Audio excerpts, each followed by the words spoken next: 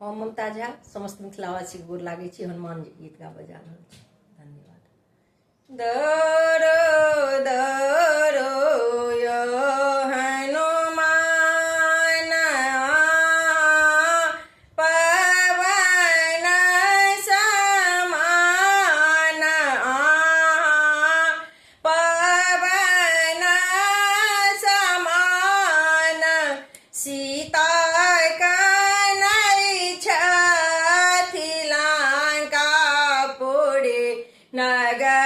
नगरिया में सीता कानई छथि लंकापुरी नगरिया में दौड़ो दौड़ो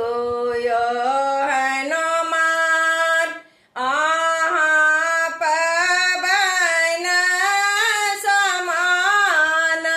सीता कानई छथि लंकापुरी नगरिया में हनुमत मुद्रिका देलनि खसाए से आजे उठली चढ़ाए हनुमत मुद्रिका देलनि खसाए से आजे उठली चढ़ाए अब हम कोना करबै लंकापुरी नगरिया में अब हम कोना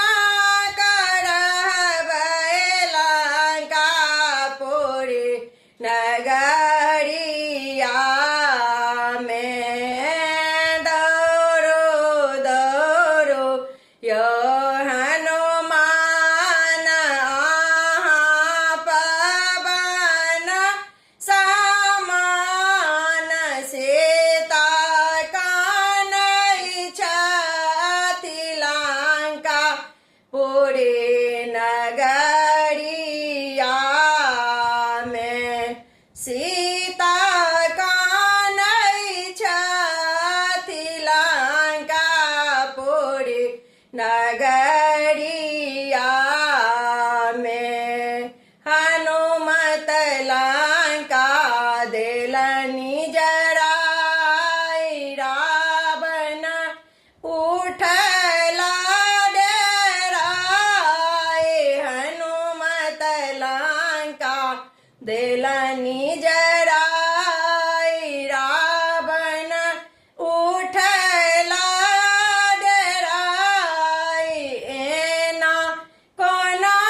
का भेल लंकापुरी नगरिया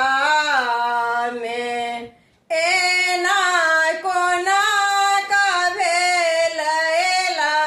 लंकापुरी नगरिया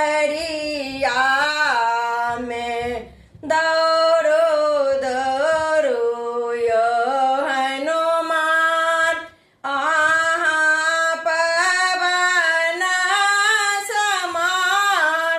सीता